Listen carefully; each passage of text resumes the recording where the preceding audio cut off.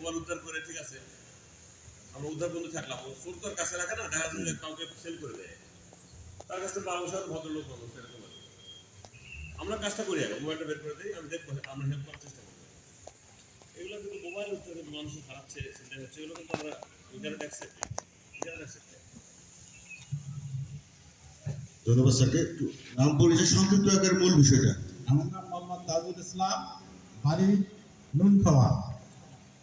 আমি একটা জিনিস আপনাদের দৃষ্টিগোচর করতে চাচ্ছি, বিশেষ করে আমাদের এসপি স্যারকে, যে আমরা এই নদী এলাকার মানুষ, এই নাগেশ্বরী উপজেলায় অনেকগুলো নদী প্রবাহিত।